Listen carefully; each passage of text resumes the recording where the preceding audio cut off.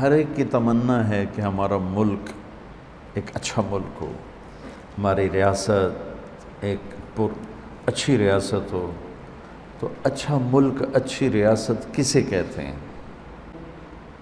3 شعبے ہیں جو صحیح اپنے آپ کو کرنے کی کوشش کریں گے تو امن قائم ہوگا۔ ایک پہلے نمبر پہ عوام، کہ عوام خود امن کے طلبگار ہوں۔ دوسرے نمبر پر، چونکہ اب تو پولیس کو غلط راستوں پہ عوام چلاتے ہیں، جھوٹے مقدمے درج کراتے ہیں، جھوٹے پرچے کرواتے ہیں، قتل کے مقدمے میں بے گناہوں کے نام لکھ دیتے ہیں۔ تو ہم پولیس والا کوئی سن رہا ہے تو ابراہیم علیہ السلام کی ایک دعا ہے، اور اس دعا میں ہمیں چند اصول ملے ہیں، وہ بتانا چاہتا ہوں۔ ہر ایک کی تمنا ہے کہ ہمارا ملک ایک اچھا ملک ہو، ہماری ریاست ایک اچھی ریاست ہو۔ تو اچھا ملک، اچھی ریاست کسے کہتے ہیں؟ اس کو ابراہیم علیہ السلام نے اپنی دعا کے ذریعے سے اشارتاً پیش کیا ہے۔ جب مکے کی بنیاد رکھی تو ابراہیم علیہ السلام نے پہلی دعا کی، وَإِذْ قَالَ إِبْرَاهِيمُ رَبِّ اجْعَلْ هَذَا الْبَلَدَ آمِنًا، یا اللہ اس شہر کو امن والا بنا۔ ایک دعا، وَارْزُقْهُم مِّنَ الثَّمَرَاتِ، یا اللہ ان کو روٹی کھلا، نہیں ان کو پھل کھلا۔ روٹی نہیں مانگی، پھل فروٹ مانگا۔ ٹھیک ہے، میں بعد میں وضاحت کرتا ہوں۔ تیسرا کیا مانگا؟ ربنا وابعث فیہم رسولا منہم یتلو علیہم آیاتک ویعلمہم الکتاب ویزکیہم، ان میں کوئی راہبر بھیج، رسول بھیج جو انہیں تیرا کلام سمجھائے اور تیری کتاب سکھائے اور حکمت سکھائے اور انہیں اچھا انسان بنائے، یزکیہم، اچھا انسان بنائے۔ کسی بھی فلاحی ملک کے لیے یہ 3 بنیادیں، پہلی کیا ہے کہ وہ پرامن ہو، وہ ملک پرامن ہو، کہ امن کے بغیر کوئی منصوب۔ پاکستان سے لوگ پیسہ نکال کے کیوں چلیں گے؟ امن کوئی نہیں۔ اور پاکستانی خود پیسے نکال کے کوئی کہیں نکل گیا، کوئی کہیں نکل گیا، امن کوئی نہیں۔ امن کے لیے 3 شعبے ہیں جو صحیح اپنے آپ کو کرنے کی کوشش کریں گے تو امن قائم ہوگا۔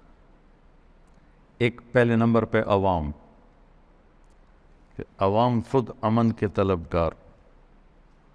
دوسرے نمبر پر پولیس، اور تیسرے نمبر پر عدالت۔ لوگوں میں دیانتداری ہو تو ویسے ہی امن قائم ہو جائے گا۔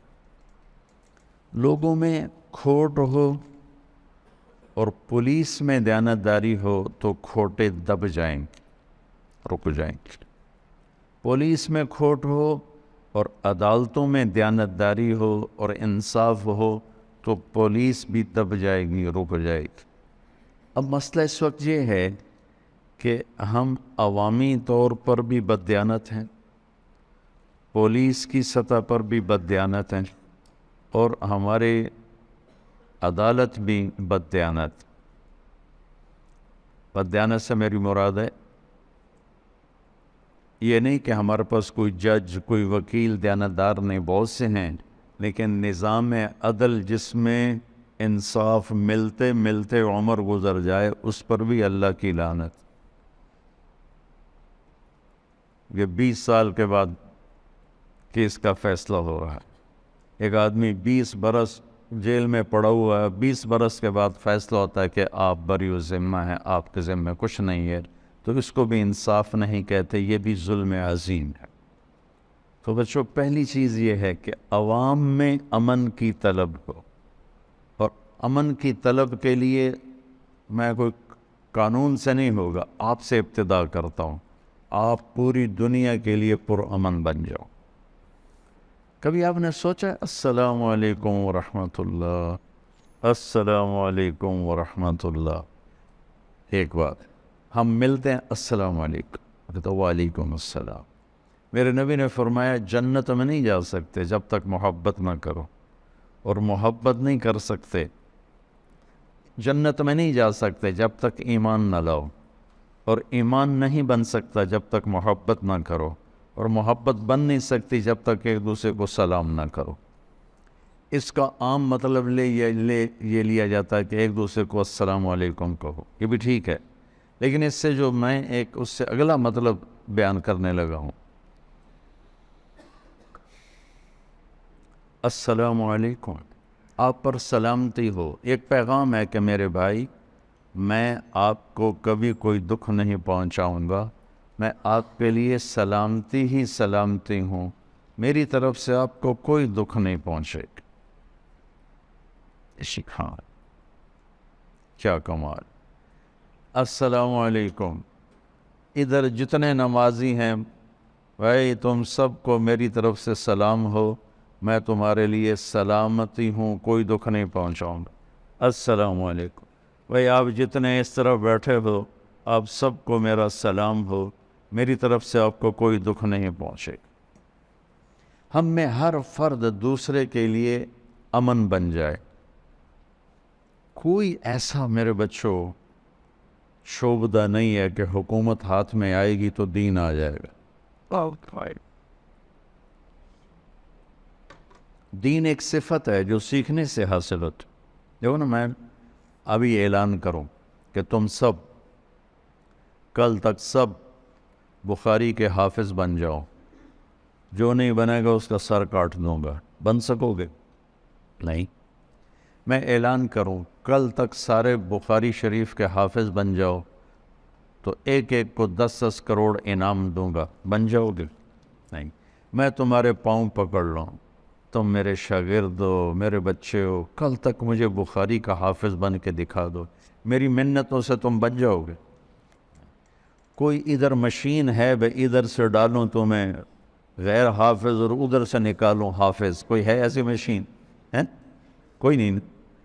تو دین شعبہ بازی کا نام نہیں۔ ایک جو ہمارے ملک میں اللہ رسول کا اتنا تعارف نہیں ہے جتنا ولیوں کا تعارف ہے۔ ولیوں کا تعارف کرنا، ان کی زندگی پڑھنا ہمارے ایمان کا حصہ ہے، لیکن ہم ہندی معاشرت سے متاثر ہیں، ہم نے ولیوں کو بھی اللہ کے قریب پہنچا دیا اور جھوٹی سچا جو کو چاہا لکھ دیا۔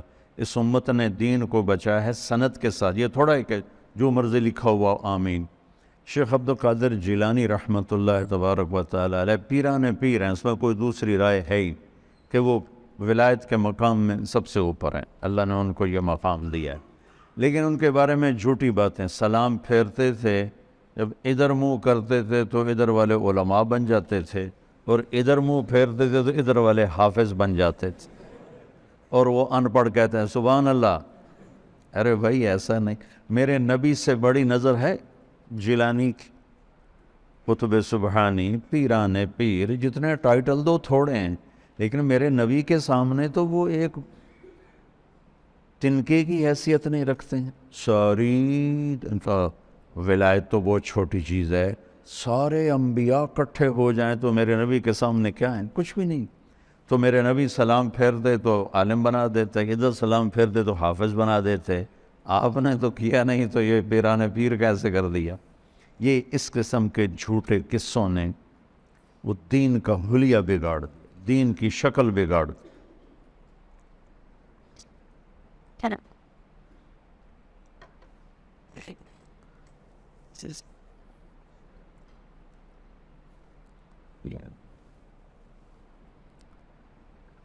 ہم ایک دوسرے کے لیے امن بنیں، سلامتی بنیں، پر امن بن جائیں تو معاشرے میں تبدیلی آنی شروع ہو جائے۔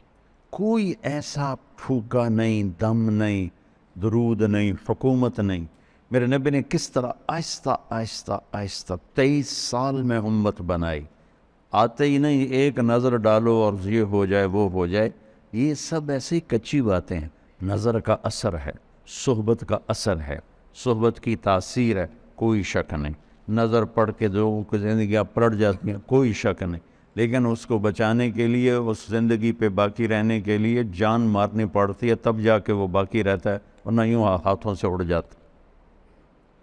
تو اس ملک کو اگر ہم پرامن بنانا چاہتے ہیں تو آپ پرامن ہوش، اور آپ کے لیے پرامن ہونے کی بات یہ ہے کہ فرقہ واریت کی آگ لگانا چھوڑ دیں۔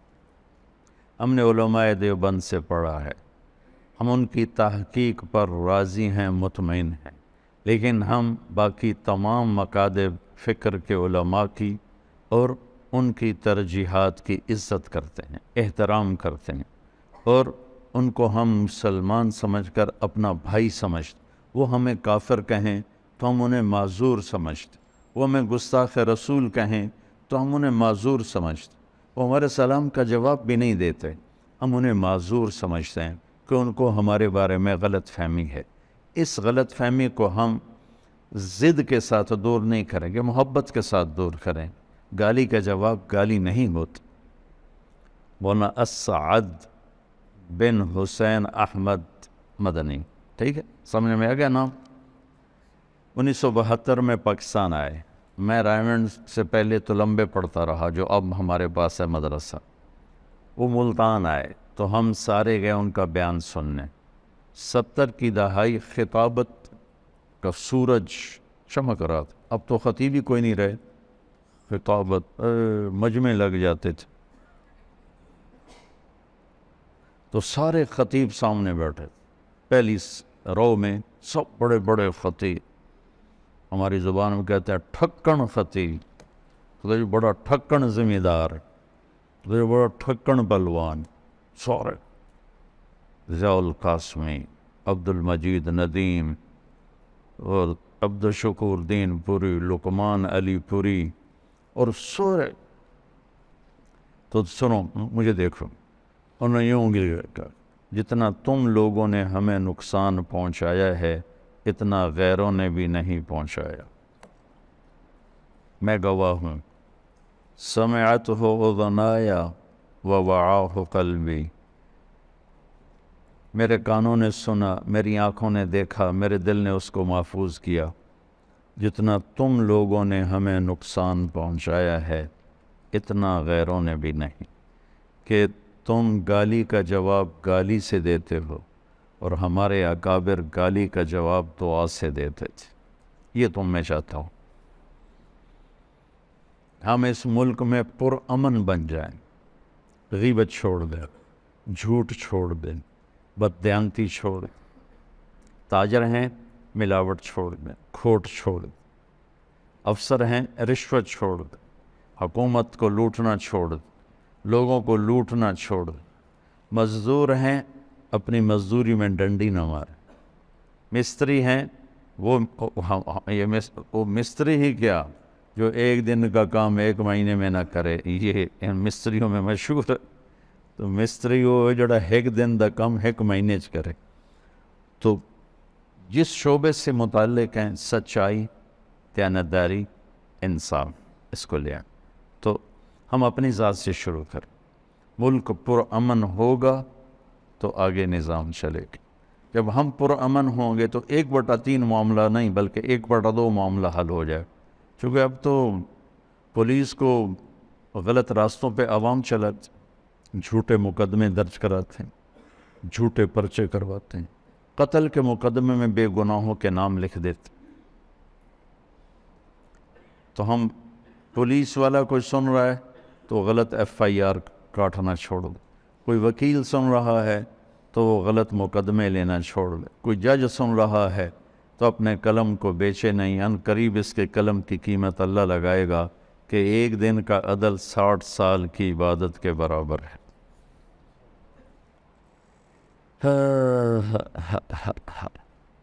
جب ملک پرامن ہوتا ہے تو دوسری چیز پھر مانگی کیا کہ اللہ تعالیٰ ان کو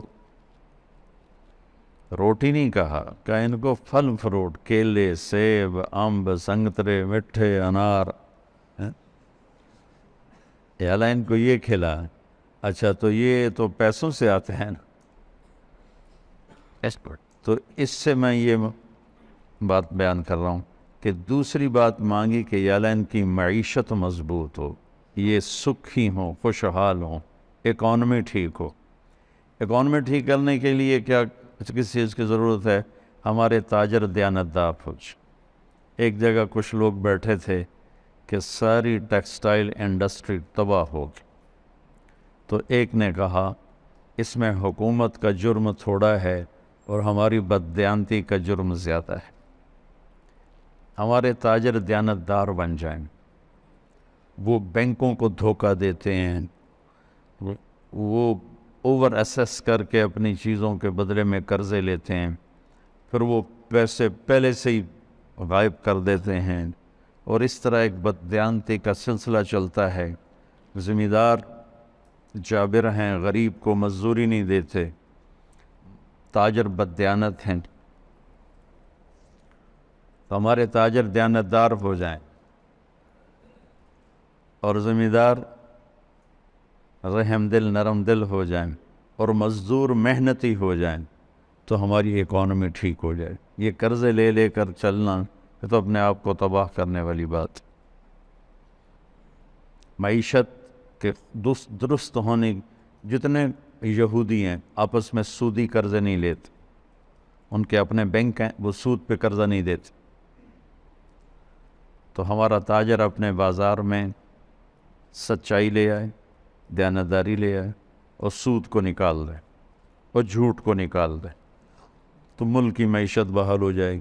جب تک سود باقی ہے، جھوٹ باقی، اور ایک اور چیز ادھار، ہمارا سارا کاروبار ادھار پہ چلا گیا، تو وہ اتنا خوفناک ہو گیا ہے کہ ادھار لیتے ہیں، ادھار دیتے ہیں، تو چیزوں کی اصلی قیمتیں چھپ کے رہ گئیں۔ تو معیشت کو مضبوط بنانے کے لیے دیانتداری، سچائی، سود سے پاک، سٹے سے پاک، جوئے سے پاک اور ادھار سے پاک جب کاروبار ہوگا تو معیشت مضبوط ہو جائے گی۔ اور زمینداروں میں محنت کوئی نہیں، زمینیں ٹھیکے پہ دے دیتے ہیں اور خود بیٹھ کے حقے پیتے رہتے ہیں، تاش کھیلتے رہتے ہیں۔ مجھے یاد ہے ہمارے بزرگ جب ہم چھوٹے چھوٹے تھے، صبح گرمیوں میں 7 بجے نوکروں کا کام تھا، منجیاں پا دیو بھائی، حقے لا دیو، پانی دا ترکا کرو، بجلی نہیں ہوتی تھی نا، پانی کا چھڑکاؤ، اور لسیوں کے جگ اور مٹکے ٹھنڈے پانی کے رکھ دو۔ اور اس کے بعد ہمارے بزرگ آتے اور 7 بجے 7:30 تاش کی بازی شروع ہوتی، اور 12 بجے تک تاش ہی چل رہی۔ 12 بجے جا کے روٹیاں کھاتے، روٹی کھا کے کوئی تھوڑی دیر وہاں لیٹتے، 2 بجے آ کر پھر تاش کی بازی چلتی اور مغرب کی نماز تک چلتی۔ ان حضرات مٹی دے سوا کرنی سے، تو جہاں ذمہ دار ایسے ہوں وہاں معیشت کہاں سے ابھرے گی؟ محنت کے بغیر اللہ دیتا نہیں۔ تو تمہارا اس معاشرے میں کردار کیا ہونا چاہیے معیشت کو مضبوط بنانے کے لیے؟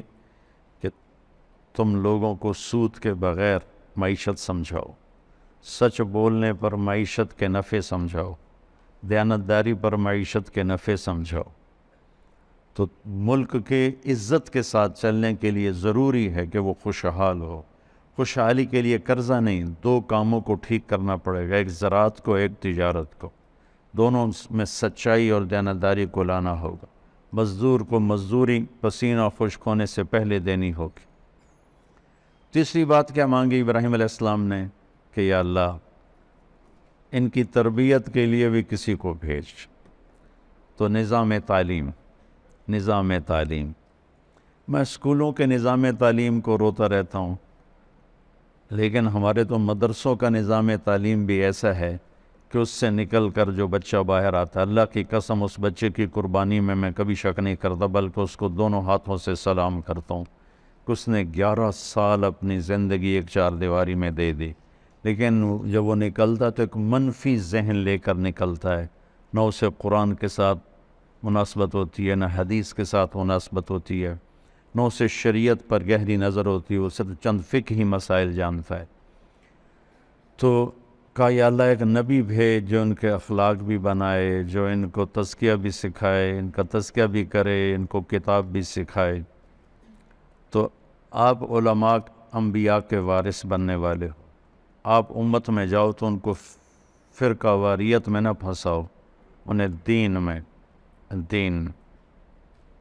ان کو دین سمجھاؤ، انہیں دین کی طرف لے کر آؤ۔ ایک پرانی بات ہے، ایک پروفیسر رائمنڈ آیا اور چلنا شروع کیا، پھر مجھے ملے، کہنے لگے میں رائمنڈ آیا اور 1 ہفتہ میں چپکے سے رہا، تشکیل نہیں کرائی، اور ہر مجلس کو میں نے اٹینڈ کیا کہ کسی مجلس میں مجھے کوئی فرقہ واریت کی بات ملے، لیکن 7 دن میں ایک مجلس میں بھی کسی فرقے کے خلاف جب میں نے بات نہیں سنی تو پھر میں نے چلہ لگایا۔ میں نے کہا تم تو 7 دن کہہ رہے ہو، میں نے 7 سال رائمنڈ میں پڑھا، میں اپنے استادوں کو جو مر گئے ان کے لیے دعا گو ہوں، اللہ ان کے درجے بلند کرے، جو زندہ ہیں میں ان کے پاؤں چومتا ہوں، کہ میں قسم اٹھا کے کہتا ہوں 7 سال میں ہمارے استادوں نے کبھی بھی بریلوی کے خلاف، شیعہ کے خلاف، وہابی کے خلاف، غیر مقلد کے خلاف ایک لفظ نہیں بول، ایک لفظ۔ انہوں نے ہمارے ذہنوں کی تختی صاف کی اور اس میں کوئی منفی چیز لکھنے نہیں دی۔ یہی میں تم میں چاہتا کہ اللہ کرے تم میں سے زہریلے نہ بنو، دیوبندیت تمہارے بنیان کی طرح ہو اور امت پناہ تمہارے کرتے کی طرح، کہ سب کو سینے سے لگے۔ یہ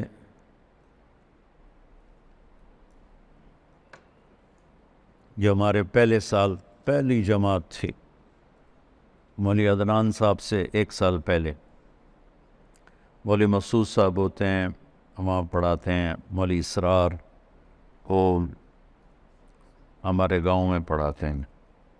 میں انہیں سبق پڑھانے ان کے کمرے میں گیا، یہ ادھر پہلا کمرہ، تو تاریخ میرا ذوق ہے، میں پاگلوں کی طرح تاریخ پڑھتا ہوں۔ تو ایک کتاب ریک میں لگی ہوئی تھی اور تھوڑا سا باہر تھی ایسے، تو میری نظر پڑی فتوحات، تو میں نے کہا شاید یہ کسی فاتح کی کتاب ہے تاریخی، تو میں نے جلدی سے نکالی، تو میں نے دیکھا لکھا تھا فتوحات صفدر، تو نیچے میں نے پڑھا نہیں، تو میرے جی میں آیا کہ صفدر تو کوئی فاتح نہیں گزرا، کیونکہ دنیا کے جتنے بڑے فاتح ہیں اللہ کا فضل ہے، مجھے ان کے نام یاد ہیں۔ ان کی چنگیز خان کی بیوی کا نام برتائی بیگم تھا، ہلاکو خان کی بیوی کا نام دوقوزہ تھا، اور ہلاکو کے بڑے بیٹے کا نام تھا جوجی، وہ حرام کا تھا لیکن اس کو سلطنت میں حصہ دیا، اور چھوٹے کا نام تھا اغدائی، اور اس سے چھوٹا تھا چغتائی، اس سے چھوٹا تھا طولوئی، اور جوجی کا بیٹا تھا اباکا، اور اباکا کا بیٹا تھا برکا، مجھے یوں ان کے نام یاد۔ تو اب میں کوئی مطالعہ کر کے تھوڑا ہی آیا ہوں، میں نے کہا صفدر کون سا فاتح، نام فتوحات صفدر۔ تو پھر میں نے اندر دیکھا تو میں نے اپنا سر پیٹ لیا، وہ امین صفدر کو کاڑوی صاحب نے جو غیر مقلدوں سے مناظرے کیے، وہ کتاب بنی ہوئی تھی، اور فتوحات صفدر، اگر سبحان اللہ، واہ واہ کیا علم ہے کہ مسلمانوں سے لڑائی کو فتوحات۔ بھلا مناظرے کرنا بھی کوئی دین کا کام؟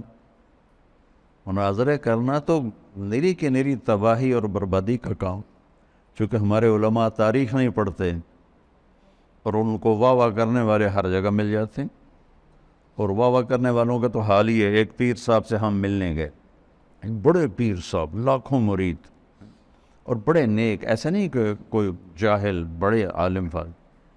تو وہ تشریف فرما تھے، ان کے مریدین بھی تھے، ہم بھی تھے، تو اب وہ کچھ کہنے لگے، تو واللہ میں آپ کو صحیح بتا رہا ہوں، میں آنکھوں سے دیکھا، کانوں سے سنا، وہ کہنے لگے وہ، اس کے بعد کچھ کہنا تھا تو انہوں نے بھی اتنا ہی کہا وہ، ان کا مرید بولے سبحان اللہ سبحان اللہ.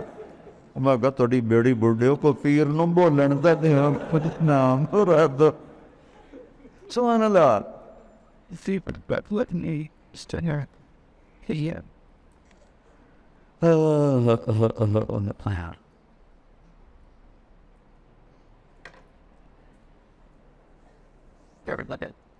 تو کسی ملک کی جو ایک فلاحی شکل ہے وہ ان تین چیزوں سے بنتی: امن ہو، معیشت ہو اور تربیت ہو. ہمارے جو دینی مدارس ہیں ان میں بھی تربیت کوئی نہیں رہی، اور اسکول کالج تو کاروباری ادارے ہیں، وہ کوئی تربیتی ادارے کوئی نہیں ہیں. اور والدین ایسے پاگل ہیں کہ اپنی اولاد کو پڑھائی پڑھائی پڑھائی پڑھائی پڑھائی اور اس پوزیشن لو. بچے نفسیاتی مریض ہو. کئی بچے خودکشی کرنے کے اخباروں میں آتے ہیں کہ وہ ٹیسٹ کلیئر نہیں کر سکا، اس نے اپنے آپ کو مار لیا، کہ ماں باپ کا اتنا اندھا دھند پریشر ہوتا. رزق بیٹا پڑھائیوں پر نہیں، ماتھے پر. اور دن رات کے واقع ہے دنیا دیکھی، ان پڑھ لوگ کروڑوں اربوں روپے کے کاروبار کر رہے ہیں اور بڑے بڑے ڈگریوں والے ان کی نوکریاں کر لیں. تو والدین سے کہتا ہوں کہ اپنے بچوں کو ٹائم دو. اگر اپنے بچے کو اچھا انسان بنانا چاہتے ہو، پہلے 10 سال ان کو دے دو، باقی ساری زندگی وہ تمہیں دے دیں گے. تو یہ چند باتیں اور بھی ہیں، لیکن آج میرا سر ساتھ نہیں دے رہا، تو آج اسی پہ اکتفا کرتے ہیں کہ ابراہیم علیہ السلام نے ایک خاکہ پیش کیا ہے کہ اچھا ملک کسے کہتے: امن ہو، اکانومی ہو، علم ہو، تربیت.